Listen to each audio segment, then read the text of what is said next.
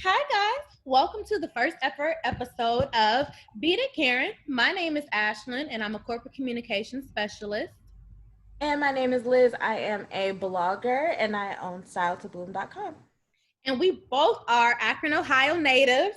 Yes, home of LeBron James. Yes. Yes, so we wanted this podcast to really be a safe space for Black women to talk and speak their voice in a very non-judgmental way. We both have different ideas, and this is why I love Liz so much. Yes, I love her so much. We just have these conversations all the time and we just decided to make it a podcast. Yes. But first, we definitely want to dedicate this to Nakia Crawford. And Ashley, I just want you to touch on who Nakia Crawford is for a little bit for those who don't know. So Nakia Crawford was from Akron, Ohio, like we are, and she was unfortunately killed a week after her high school graduation. And at first, we all had thought it was, a white guy, just like all the things that are kind of going on here. But I Right. think it hurt us specifically even more because it was done by one of our own, and like her life was cut so short for nonsense, and all the other things that are going on. The world is just so stressful. We just really needed each other. So we hope that while we help each other out, we can help you guys out too. Yes, so one of the people that were definitely inspired us to go ahead and start this podcast. Her name was Toyin Salau, and she was 19 years old from Tallahassee, Florida. And it started off, she had tweeted that she was sexually assaulted from a man who was supposed to help her find shelter when she was protesting. So she stayed with him, and she detailed that he had molested her while she was staying with him. So she detailed the account and everything, and nobody was listening to this woman. The next day, she went missing, and several days later, they did find her body as well as another body. And it's just, when I read that, it was just heartbreaking to know that somebody um, actually sought help and was actually looking, for guidance, and people just dismissed her. And we see it so much now, and it's just disheartening. Every single time you hear it, it's Black women who are asking for help and asking to be heard, and we're just not being recognized at all. And it's just it's really hurtful to hear and see. When I first heard about Toyin, it was like midnight, and I have already been trying to get off of social media. But then when I heard about her, I cried from like damn near till 2 a.m. I Mm. just could not believe. I just couldn't even. She was asking for help, and then she was protesting, and then died. Like she was really doing. She was just one of us, just trying to do. Doing the work, Yeah, just yeah. doing her work, and then then she's just gone like that. And then you just hear her talking, and she was like, "You will not shut my mouth," and all of that. And she was such a strong Black woman so far. And I just know that her death is not going to be in vain. No, I would never want her to go through what she went through, but No, we could never forget her. We have to keep never saying forget her her. name and their names. And we gotta. I don't know if it's like appropriate to say thank you to her for the work that she's done, but she's definitely inspired me, and I will never, ever, ever forget her. Forget I'll her. never forget her. When I saw it, I obviously I don't know her, but it was just like So looking at personal. a sister, a cousin, and I'm just like, this is a girl who had so much ahead of her and had suffered so much already with her family, and it was just really like she had so much to see. Yeah, And I remember like being 19 and just the like whole world your is whole right in front of you. world. You don't know anything about anything. And but she knew herself, which was really beautiful to see. Is like she was a woman that definitely knew who she was and knew what she wanted. And everybody just failed her. Everybody around her failed her. And that's just the heartbreaking part of it all. What did really get me is because with like COVID and everything, I've been all into. I don't know if it's more religion or spiritual, but it's just basically like something to hold me in. And what really made me sad the most is that she said, I think he said he was a pastor or something, and she said she followed the Holy Spirit to guide her, and it Mm-hmm. still got her killed. So, that took me on a whole nother role, and I think that even hurt me more than the whole him even being Black is the fact that she was so trusting that she would be Exactly. protected, and it's just really hurtful that she was so positive and so good and had such a purpose. But she's going to teach us. She has already taught us. So some people are put here on this earth for a certain reason, and we're just going Definitely. to do good by her by keeping that up. I also Absolutely. wanted to talk about the Breonna Taylor situation. We all know Yes. she was 26 years old and she was killed by the police in her sleep. And not one arrest has been made. Not a one. One has been fired. Do you know that he's trying to say that it's premature of them to fire him and that he really doesn't need it? Like he's fighting back. No, I did not know Enough that that. he killed a black girl. Look on Shaver. It's not enough that he killed this girl and he got fired, but he's trying to fight it. And his ass deserved to be in jail. All of them do. Yes. Um, Why? So that's the thing too. It's like, you were there, you were responsible. What do you want? And like, not to even like, go out of Breonna Taylor, but it's the same thing with George Floyd's killers. They're out and they're just shopping like nothing happened. So for him to go back and just say like, well, this was premature, we didn't do no, you were wrong. This woman is dead for literally no reason. This had nothing to do with her, no ties to her. And it's just like, you're already ready to get free. You haven't even been arrested yet. Like, what kills me is she was such a regular, degular girl. Like, it seemed like she was winning bus. She was an EMT, but she was award winning, and they've been trying to find stuff on her. And I'm so they tried thankful they cannot hard. Find nothing on her because my girl was nothing. But she was an EMT, and then I was reading her mom talking about her on her birthday. Like, everybody was preparing for her last year. They did a big thing for her because she just loves to be around people. And she said she was the one where her friends would be like, let me ask Brianna what she thinks. She's like, her friends are completely lost now. It's not just the family or just the person that you're hurting. It's the legacy. It's not. And community. Yeah. Exactly. And then, and not only that, she did have, her boyfriend, her partner, who died right in front of him. Like, you have to deal with that too. And then they tried to blame him. And then they try to put it on him, the one that her mom said, absolutely not. He had nothing to do with this. We love him. And so it's just so, y'all tried so hard to tear this girl down and make her this, because I remember in March when I first heard about it, people were saying like, oh, it was a drug bust, all that. And they kind of just pushed it under the rug and everything. I'm like, y'all really tried to make this girl like this trap queen. Like, what is an EMT? Yeah, like what people? What the hell? Yeah, that's what kills me. But I think it goes along the whole notion that, I think Breonna Taylor's was specifically special to me because after the George Floyd situation, I feel like she was swept under the rug, just like a lot of Black women are.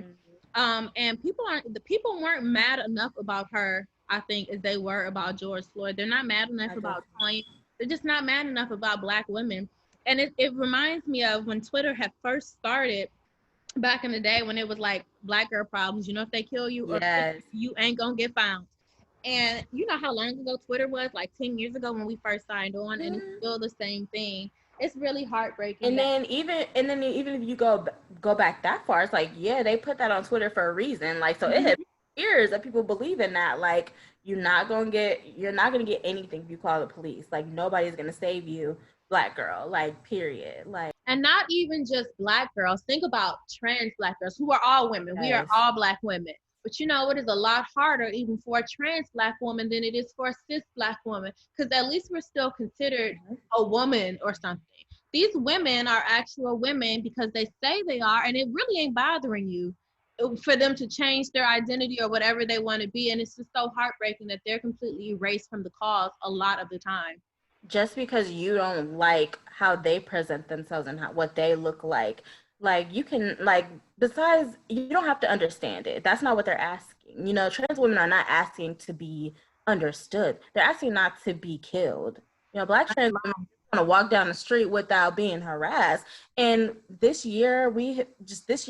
year, just every single month, or it feels like every week at this point, that we're seeing another trans woman being killed and nothing is being done about it. It's just going under the rug. The only reason I know about it, honestly, is through Twitter. Because it doesn't make news. And I can't think of the time it made big news and people made sure that the person who killed a Black trans woman goes to prison. It's never like that unless we riot and we fight, and we have to really fight. But that would, that takes us, the Black community, I definitely think that's a whole other conversation, but we need to be a little more aware that the Black trans community is here as well. Yep. And I like that Lena Waithe on The Shy is doing that. She is highlighting trans women and that experience, and also highlighting the fact that a lot of men who do date trans women are actually really homophobic. Yep. James's character is extremely homophobic on the show, or at least it's presenting as so far. And it's like, but he's in this relationship with her because he sees her as a woman, which is great. And I love did say that in the show. He sees her as a woman, but it's still, you can't just shut down the entire community. Just like we're Black women, we can't say, okay, only cisgender women. We got our trans sisters in there as well. All women. And speaking of The Shy, which is, Lena Waithe is so brilliant with how she like speaks to Black women and Black people in her stuff. But the main character's sister, Keisha, is gone missing now.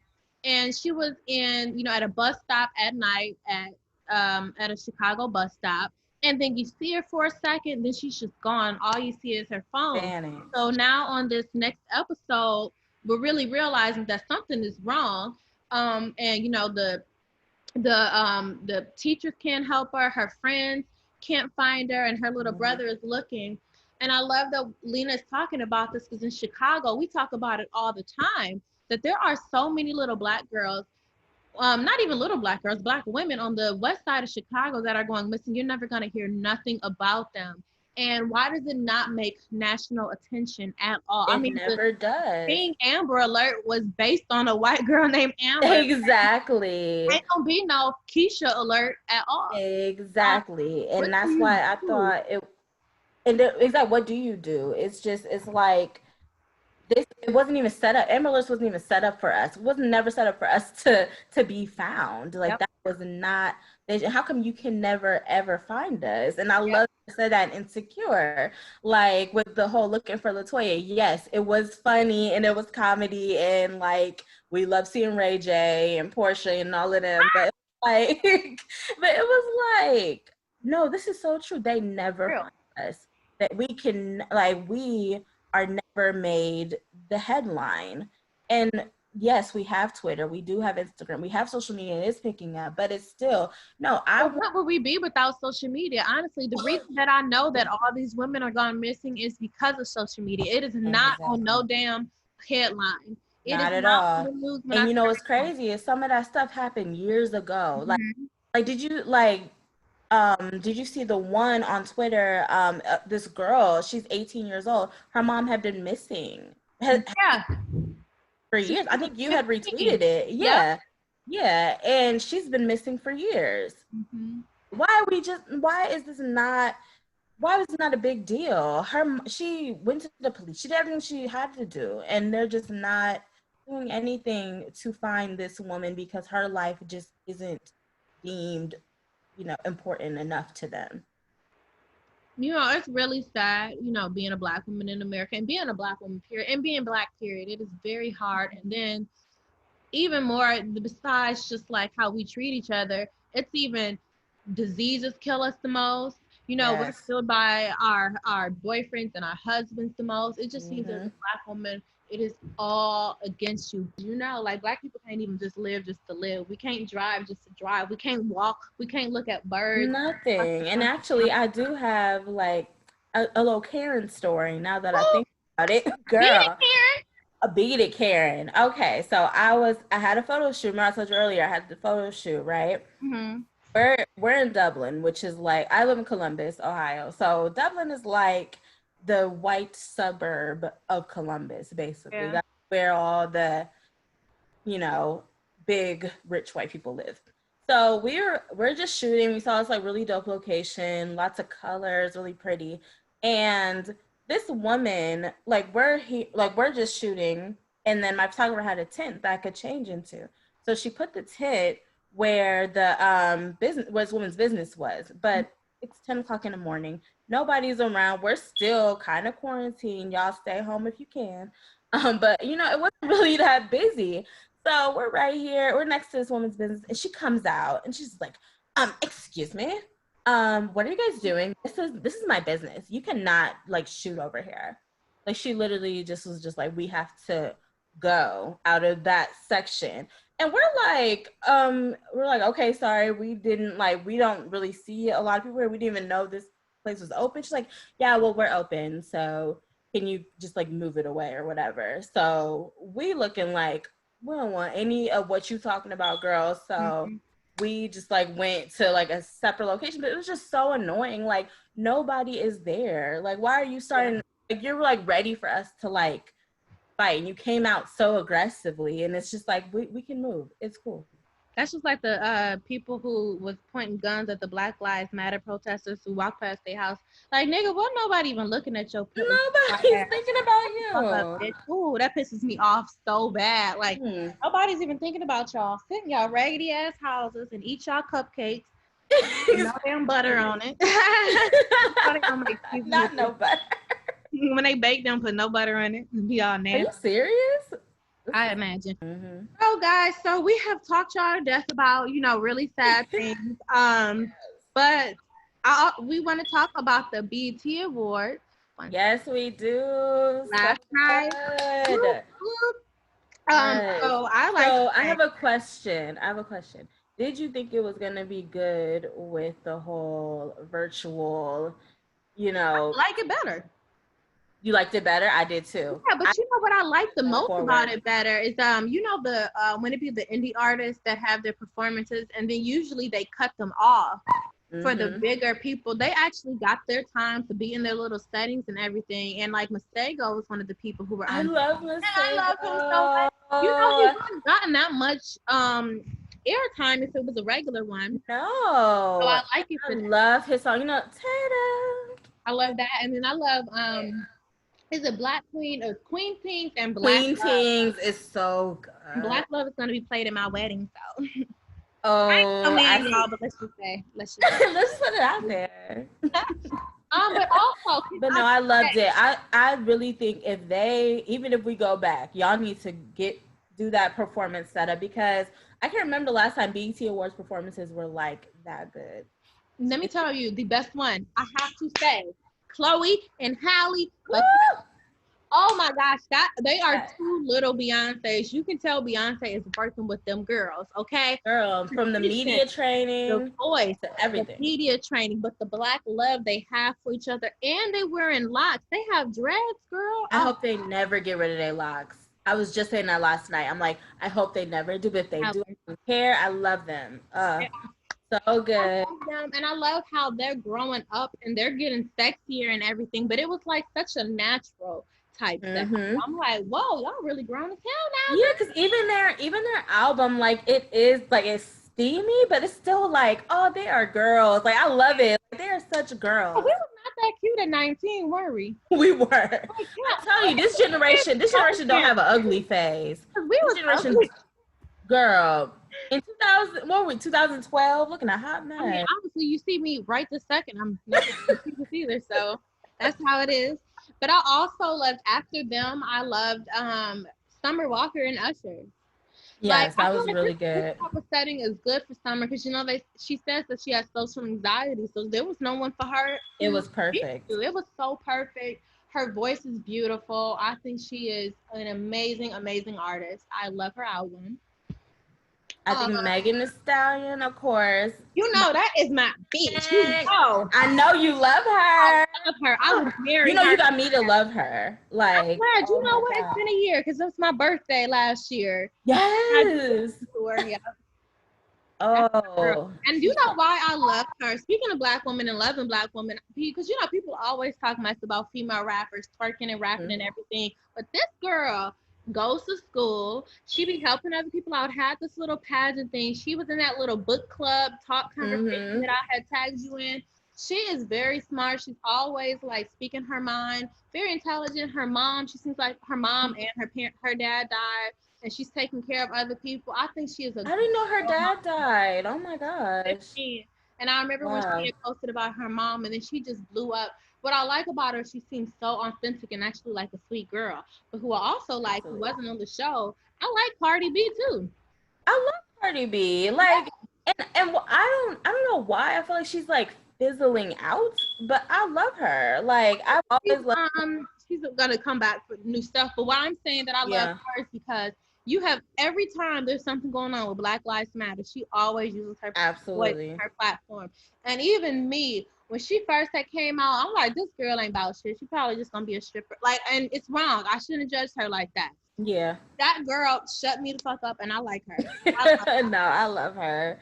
I love her. She's just she's super smart. Like, I feel like she like you have a really like dope conversation with her. Like, I really just going back to Megan. Another thing that I love that she stands for is like, do not give any of these men any of your control, none of your like. I love it. She just be like, girl, do you? Because I love that we have so many Black women to talk about in hip hop now. Yes. So we got Megan, Cardi, Doja, even though she in her little bit of hot water. Nicki ass still around. And remember for like 10 years, it was just Nicki. Yeah, and now it's not. I love Kiera Whack also, but let me tell y'all, people sleep on her because she's crazy. Azalea Banks is talented as fuck. She is. That's the sad part. She's very talented, but I feel like she just is one of those. She just needs to just put out work. Just put out work. Don't do any interviews. Don't like. She needs our team. She needs Kanye to be like, boom, this is it. That's it. Like. Then she was talking about fucking Dave Chappelle like anybody care. Like, girl, he just gonna make a joke out of you. Exactly. Dumbass. Like, I wouldn't have told nobody that one. I wouldn't either. Like, what was you gonna get out of that? But yeah, they were really good. Who else was a really good performance? I like that Beyonce got the humanitarian award. Yes, I love that. Jennifer Hudson was really good too. I didn't watch it. I wasn't in it. Yeah, it was good. She is just, you know, it's good to just hear her voice. I love her. I know a lot of people say she loud and proud, but I just that is screams and cornbread and neck bones type stuff. Exactly. You know who I want to sing at my funeral is Fantasia, because that bitch would make me cry about my own. She's so good. I want her to sing "Mary, Don't You Weep." Just gotta get up. I don't want to speak this into existence. I don't want to die no time soon. Oh my gosh, let me put it out there. But girl, yes, Fantasia can sing her ass off. Well, guys, that is the end of our very first episode of Beat It Karen. Yes. I'm Ashlyne. And I'm Liz. Make sure you guys check us out every Wednesday and follow us on social media. We are on Instagram and Twitter at Beat It Karen Podcast. Thank you. Bye.